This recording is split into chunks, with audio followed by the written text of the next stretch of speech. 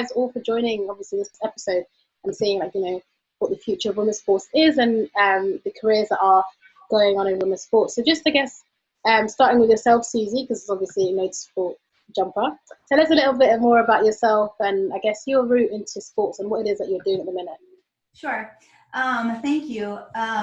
So, you know, I'm so excited to be here. Thank you so much. So nice to meet you guys, and I'm excited to hear your stories.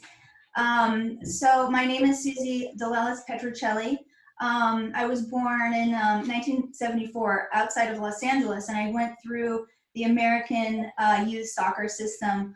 I ended up, actually it was an exciting time in America at that time because Title IX had just passed the law that made it illegal to spend more money on boys sports than girls sports.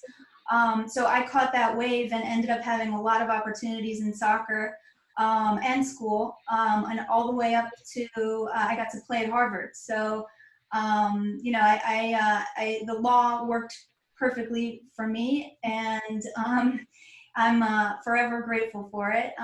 And, you know, I woke up in my early 20s to the fact that not every girl in the world had the same opportunities in school and sports and basically life that I had. And I felt a responsibility to try to give back and, you know, represent those girls and grow opportunities for girls around the world, which led me to writing a book, which just came out. And the book led me to meeting Kelly Nascimento, who's one of Pele's daughters. And I started working with her on her documentary. So right now, the book just came out, and we have a documentary coming out shortly. No, that's amazing. And what's the story around, obviously, like you getting the book together, Raise the Warrior, and like how did that come about for you? Because that's really important. So I was working on it for a long time. It actually came from journals that I was writing while I was playing. You know, I had some struggles. I had a bad injury. I, you know, went through just some human struggles, eating disorders and depression, and I was always writing about it. And when I graduated from college, and my playing career was over, I was told by so many people that it was time to move on and find a new career and reinvent myself. And I just failed at it. I just couldn't find anything that I loved as much as soccer. And so I kept writing about it, and the writing turned, you know, it was almost like writing about it and immersing myself back in the game in that way was the next best thing to being able to play again. So, and I also wanted to share the story of my teammates and our adventures at Harvard and how amazing they are and the role models that they were for me, how inspiring they were for me. And I didn't see anything like that out there. I didn't see women's sports stories or stories about groups of women that were inspiring in that way, you know, academically and athletically. So I started, so that's how I sort of got started writing the book. And it took a really long time. It was hard to get published. I actually ended up hooking up with Women in Football through their #WhatIf campaign. And Ian Ridley and Vicky Orvis were amazing mentors to me. And I ended up winning the prize that was created after Vicky passed, the Vicky Orvis Book Prize, which is how the book finally got published last year. So, or actually it was officially published in May, right at the beginning of the shutdown, which was another challenge. So, but it's all good. It's out. It's out and amazing. And, you know, I feel like it's definitely one of those things that, you know, people need to get behind and listen to, especially the stories of, you know, I think you always associate injury or like, you know, major injury with very elite players, but realizing, you know, you're an academic system and it was equally the struggles existed for you in that kind of level as well. And it kind of brings me on, I guess, to the next person in this group. So I was reading a little bit about, you know, yourself, Sarah, and this profile, and you kind of had a really elaborate career, I would say, in football, and still do. I mean, you've played for like some amazing clubs, but I've equally had some of the challenges. So I guess, Sarah, for you to introduce yourself and tell yourself a little bit about yourself and, like, you know, how you got into football. Hi, so I'm Sarah Wiltshire. I currently play, well, I've just signed for a new team at the moment, but I've played for Arsenal, Yeovil, Man City, and Watford. Yeah, I've always played football, but when I was growing up, you know, it was hard to find a team, so I actually didn't play for a team until I was 13, when I begged my mum to try and find me a team. So she got me trials for, I think it was Arsenal and for Watford. And from there, I started my football journey at Arsenal Centre of Excellence. But again, I was 13, so it's actually quite late to really be starting playing for a team. So I didn't actually play for a team. I just, played football like out the front or in my garden for a long period of, a long period before I actually played for a team. What was that? Because obviously you got into football, you say at like 13, but what was like the initial thing or initial bug that kind of was like, oh, I really like football, like I could do this? I guess I was always a tomboy growing up. So I loved all sports, but for some reason, football just was what I wanted to do. My dad's a big Spurs fan. I think I forgot to say that I actually played for Spurs. I was about to add that in. Yeah. Yeah, my dad is a big Spurs fan, so we, we're a big Spurs family. And I guess that kind of kick-started everything for me.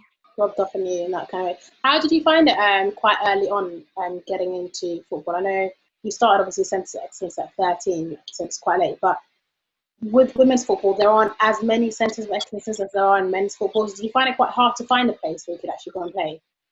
Yeah, my mum, when I asked her to play for a team, she had no idea really where to start because it was kind of unheard of, So, yeah, she did have to do a bit of research to find, like some trials for me. Obviously now it's a lot better. There's a lot more local girls teams. And I think that was the problem, is there wasn't many local girls teams for me to join. They were quite big names such as Arsenal and Watford. So I guess she was a bit worried, like, oh, is she good enough to play for Arsenal, Watford when she hasn't played for a team before? Because like I say, there wasn't as many local teams that there is now. Now the game's growing. Yeah, that's true. Well, Sammy actually plays for a local team right now. So Sammy, like, I guess in your journey must have been quite similar into football. But what encouraged you to get into football early on? I wanted to play rugby when I was really young, and my dad didn't really want me to play rugby, so sent me to the local football team. But when I started, I was up north, so we relocated about 9 years ago down here, and I was amazed at the difference between. So my local teams were like Crewe Alexandra, like those kind of teams, Northwich, all around that area. And there wasn't really many opportunities, to be honest. We had one venue for all of the women's football. We had this massive field, Moss Farm, and everyone played from under 8s up to under 16s. And then obviously under 18s played in separate areas. But when I relocated down here, it was even more sparse, I'd say, because I'm Cheltenham area, and all the big clubs were London, so there was no one around. I started at Forest Green, went to Swindon, and then Watford, and obviously came back. But it's just, if I want to go anywhere from where I am, there's a lot of travelling. There's nowhere really local. It's probably similar to Sarah. It's no academies really locally. You have to kind of get in. You go from under 16s to women's football. There's no kind of in between. There's nothing there to bridge the gap. So Susie, what's the American and football system like? Because obviously I've heard quite a bit that the American football system over there is actually quite supportive of girls, especially trying to encourage them into sports. Yeah, soccer went from, so when I was a kid, they were just starting to let girls play on boys teams. But I'm older than these guys, of course. I was that was in the early 80s, 1980s. And so, I was lucky that there was always a system for me. There was always a team or a little, maybe 3 or 4 girls teams by the time I was, let's say 8 or 9. And then pretty quickly at that time, they started building the U.S. Women's national team with Julie Foudy and Mia Hamm and Christine Lilly and Akers and all those guys. And so that happened right in front of, right ahead of me, 4 or 5 years ahead of me. So, so we were, I was lucky in that way that they were sort of always pushing and building the pathway just a few years ahead of me. And, at that time we had this program called the Olympic Development Program, there was one sort of pathway for people to get to the national team. We divided the country into 4 regions, and you worked your way up into the regional team, and then from the regional team you worked your way up to the national team. And then, from those regional teams you get recruited to university. So that's sort of how it worked for us. It was pretty well organized by the time I was in it. Obviously it's not perfect, and they're still working on it. There's still a lot of sexism, as we've seen in U.S. soccer. They still, U.S. soccer would still prefer that the men's team always outshine the women's team, which, as we know, is not what's happening. So it's not perfect. It's a work in progress on our side, but they've obviously built a program. I think Anson Dorrance and that first group of women really just set a very high standard for themselves in terms of where they thought they could be and competing at the highest level, and they drove our program really hard. Yeah, and it's amazing. You mentioned those and how phenomenal they were, and it's like I spoke to Brandy a couple of months ago, and she talks about now she's like, it's such a weird to see the success of women's football right now, because initially then she's like, we didn't even anticipate that much success. And I guess for us on this side would be the likes like Rachel Yankee and Kelly Smith have done exactly the same. We kind of benefit from what they've put in place for such a long time ago. But I guess a question for you all, what were some of the challenges that you find, either whether it was playing at Arsenal or playing at Tottenham for yourself, or whether it's playing at Harvard? What were some of the challenges you found either within your teams or just trying to get to those locations to play?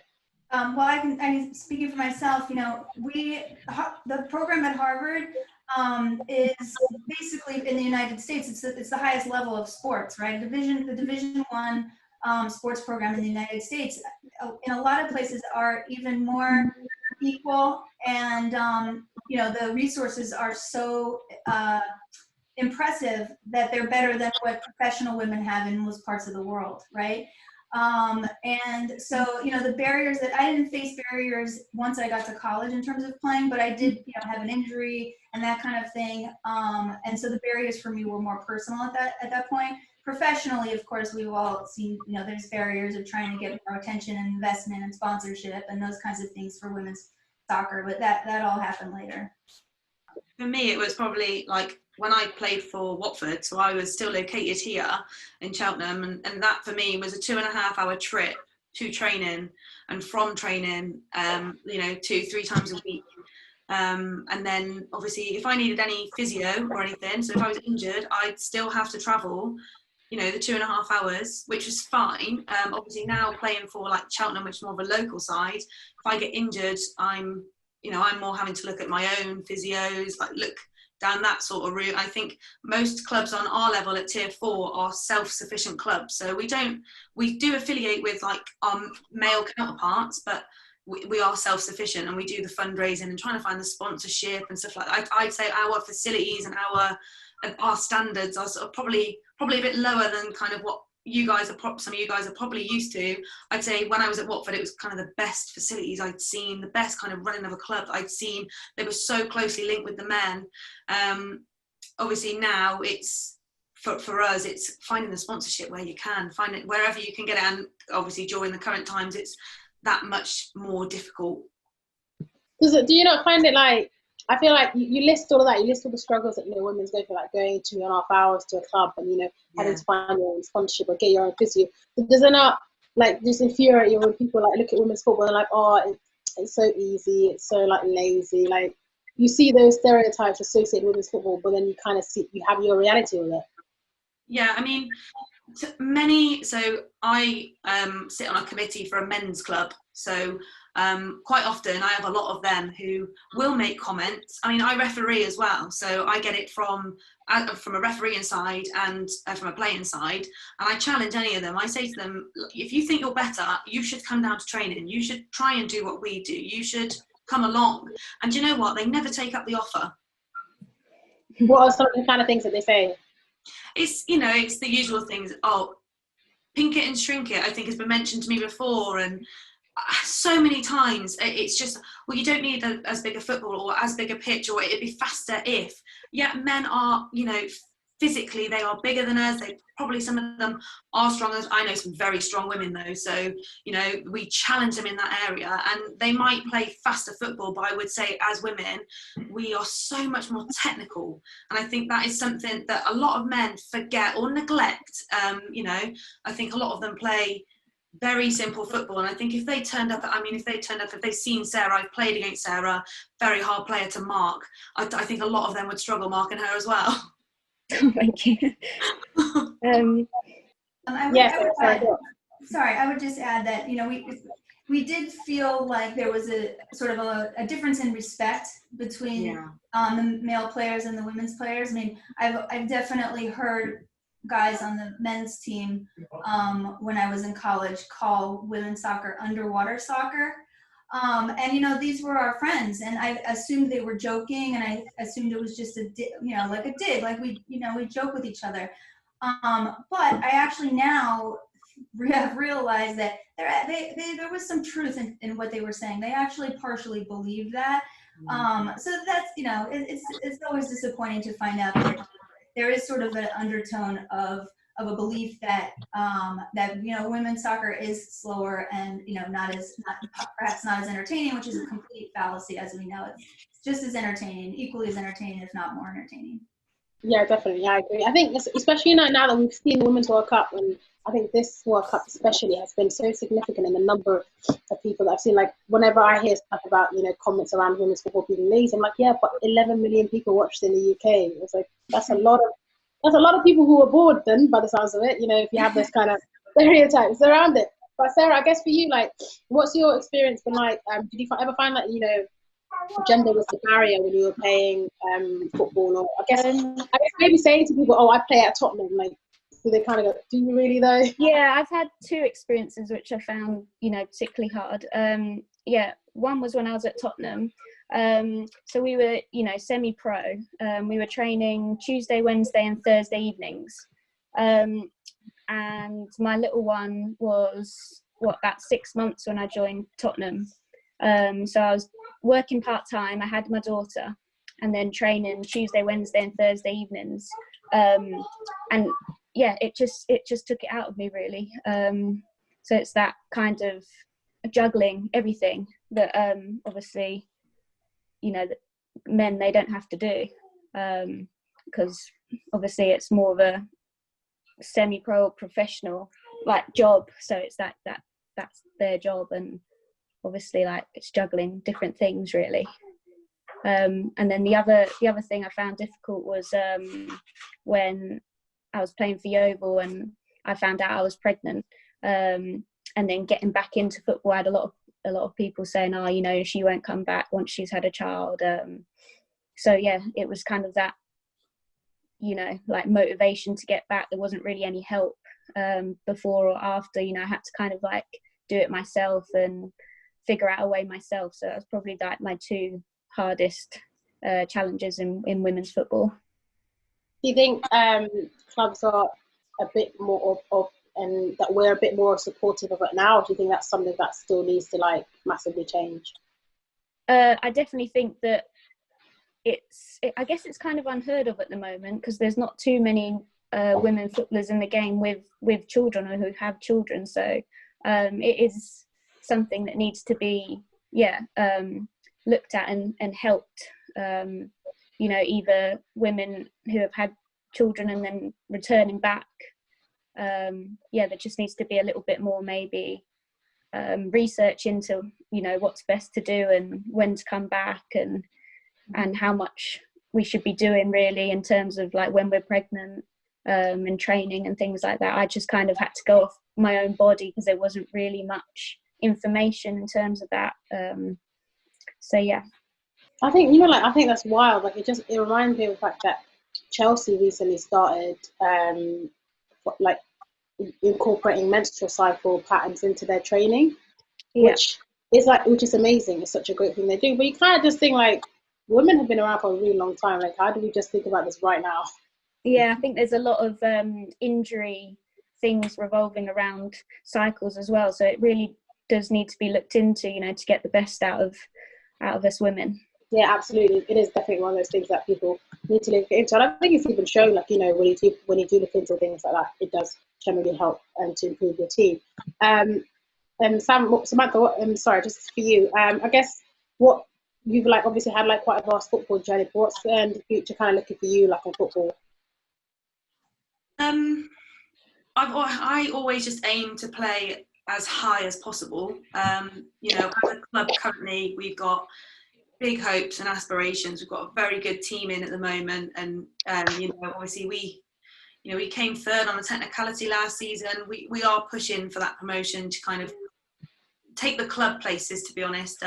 It would be nice for me to stay at a local club and for the club to be able to push and actually have a club in Gloucestershire that is succeeding, I suppose. So for us, it's definitely to push, try and get tier 3, I think. Yeah. No, that's amazing. I think definitely, like, especially hopefully now that, you know, as we come through this pandemic and we're going into some kind of like a normal routine, like, you know, return of football will hopefully be a bit more better for us all.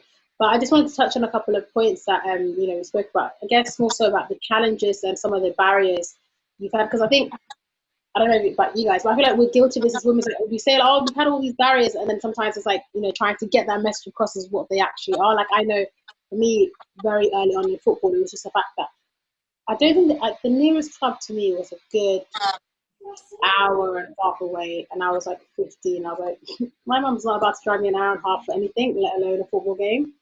But, and I knew that within my peers, I had those kind of like barriers of trying to get them to understand like what football is about. But what were some of like either your personal barriers balancing work with football or trying to do other things? But what were some of the challenges that you had in your football careers or still have? I'll start. First, I just wanted to give major credit to Sarah for being a pioneer in terms of having a child and being a mom and then going back and playing soccer. You know, we all know that it's so much easier if you can see someone who's done it ahead of you. But the you know, the importance of the pioneers and the trailblazers is, you know, you can't even put words to it. So Sarah, I'm super impressed. I'm incredibly inspired by you and everything that you're doing, and all of the things that you're putting in place, in terms of, you know, how you're dealing with your childcare, how you're, you know, the perception of your family. I don't know if you had to have discussions with your family about, you know, going back to playing after, while caring for your child, and, you know, all these things that you're dealing with. You're paving the way for more women behind you. So, you know, I just feel like I needed to give you some real credit for that. That's really amazing what you've done. And then in terms of what like challenges that I faced, one in particular that I talk about in the book was, you know, I had an injury my second day of season, or second day of preseason my sophomore year, so my second year. And, you know, I had an MRI, and the doctor basically walked in and said, soccer's not the most important thing in your life, right? And I honestly, I mean, I tell the story in the book, and I'll be honest with you, I really wanted to punch him in the face. He had no, and this was a guy that was, my grandfather had connections to some of the big American football teams, because that's the sport that he played. So it was a very well-known doctor, very well-respected doctor, and he basically told me that there was a surgery they could do to fix my leg, but they only did it on elite athletes. And then he just left it there, like, and I was like, okay, I'm an elite athlete, so you're going to do the surgery, but they wouldn't. So, you know, it's things like that where it's like a level of respect, and I do think that has changed a lot, because you know, I think now that women are respected at that level in a much greater way. Obviously, it's not equal yet, but I know at least at Man City, we got to go have a tour and meet the people that you know, Gavin Makel and the people that run Man City, and the women in their program get all the same training, all the same medical care, all the same physios that the men's team does, which is absolutely incredible. So that, I know those things like that have changed, but yeah, we you know, there definitely were some very concrete, tangible barriers. Do you guys all feel somewhat that football is making progress for women, and then there are some positives to kind of take from it, whether it is either on a national level or even like, you know, at lower leagues. So I think sometimes we do get lost in the discussion that we get focused on the WSL and you know, the Lionesses, but sometimes forgetting that there are other leagues, you know, below that are equally important. So do you feel like that's changing? I definitely say it. There's so much more media coverage now. Even just the clubs themselves having, you know, their own Twitters and stuff like that, and then having the central league. So you do have the WNL who are retweeting and trying to push things as much as they can. There's so much more coverage for some of the smaller clubs, and you also have like Twitter. On Twitter, they can get like request players, or you can put ads out for kind of like, I need like a central defender and stuff. And I find that's absolutely fantastic, because that wasn't a reality when I was young, when I was growing up. That wasn't a reality for teams to be able to put that out there, and other people can see that and respond to it. It's just makes life so much easier. Yeah, for me, there's just so much more coverage than when we were growing up, and there's a lot more teams that you can join as well. And obviously, the younger that you start, the better. So, you know, I think that you know, there's a lot of under 7s, under 8s, under 9s, which there definitely wasn't when I first started. So that's obviously going to help the game grow. And obviously, like Sammy said about social media, that's also going to help everything as well in terms of promoting clubs and footballers. Yeah, we definitely utilize social media. It's so much easier now to find the network, connect with people, find people that are working on the same barriers that you're working on. And if there's no one working on the barrier that you're finding somewhere, then, you know, it's much easier to build a way and be creative and figure out a way to start working on that barrier, and then draw people to you. Even from your own home, one person can make a big difference now that we have so much, you know, technology and access to social media. Yeah, no, I definitely agree. Yeah, no, we recently did, I don't know whether you guys have also done that, when you do the kit launches at the beginning of the season, and normally you would just do a female kit launch and a male kit launch. For me, the best thing was a few weeks ago, we all turned up at the men's ground and we all did like headshots, and we were out on the pitch. It was absolutely fantastic. We're going back for like group shots and stuff like that. It's nice to actually, for some people to think, oh, actually these guys can be on the same level, and we're going to put media out that shows the men's team and the women's team in the same kit, on the same field. It just makes you feel that little bit more respected, I suppose. Yes. Yeah, I think that men's teams can really help women's teams by doing things like that. So yeah, it's nice to see that more teams are doing that, because I think that's really important, because obviously they've got the big following, so they can help women's football get that following as well. Yeah, no, I definitely agree. I think growth is definitely something that, you know, women's football can really benefit from, and you know, that joint mentality from clubs is really helpful. And I think, like, you know, one other point I wanted to touch on was, like, you spoke about, you know, being a mum and having, like, you know, your children now playing football, and I guess it was quite hard for you. But it reminds me of I don't know if you saw, but you know, Jessica McDonald that plays for the US Women's National Team and her son, the World Cup final. I just thought that was incredible, and just to see, you know, that's like children are being normalized in women's sports, like on a professional level. Like, you know, Serena Williams is always talking about her daughter and, like, you know, bringing her to things. Alex Morgan says that she's going to come back to play, that she's had her baby. Do you think that's quite encouraging for, like, you know, yourself as a mother and, like, hopefully other mothers to come back to football? Yeah, like I said, I think it's just that support, really. I think, you know, maybe back in the past, if you are a woman in sport, you might not feel like you could have a child and then return. Whereas now, hopefully there is that bit more support, and more women realise that they can have a child and then still carry on their sporting career. So yeah, it's just about that support, that help, you know, research into how's best to come back, and even, you know, maternity pay and things like that is obviously important. So yeah, I do think that, you know, further down the line, hopefully there'll be more mothers, you know, in the women's game. Yeah, no, definitely. When we speak of maternity pay, it reminds me of US basketballer Sue Bird, who said maternity pay isn't a benefit, it's a given. Like, she's like, I don't know why it's listed as a benefit in job applications when it's a given. Like, you should give everyone maternity pay. Which I was like, that's a really good point.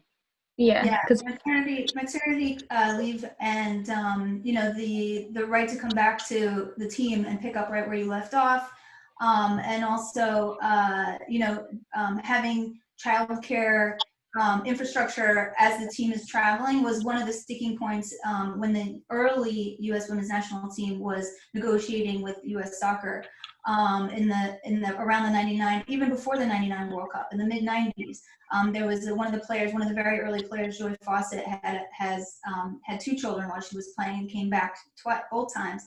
And the children were on the bus, and the team, folded them into the entourage, and they became, so the U.S. women at the national level always fought for the rights of the mother, and in order to keep the women playing, and I feel like it hasn't progressed as quickly as I would have hoped, because I feel like even Sydney Dwyer now, she came back and came back to play very quickly, like 4 or 5 months after she had her first, and now she's definitely working. She looks like she's fit to me. I mean, I think she'll be back very shortly. I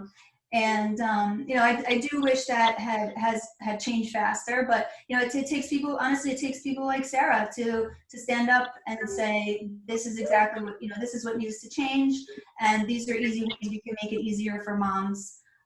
These are the top few ways that we can make it easier for moms to come back. Yeah, no, definitely, I agree. Just quickly, one last point from you all. I guess, what advice would you, I guess, if you had like a 15-year-old self that's like saying, I'm about to be a footballer, please tell me what I need to do so I don't go through a madness. Like, what kind of advice would you give going forward? Well, I know a few. I would do simple things, even like hydrate, eat properly, stretch. Like I would just, I would tell my 15-year-old self to be a lot smarter, be a lot more open-minded. Watch the news. I mean, there were so many things I would do to make sure that I was more a global citizen, I think.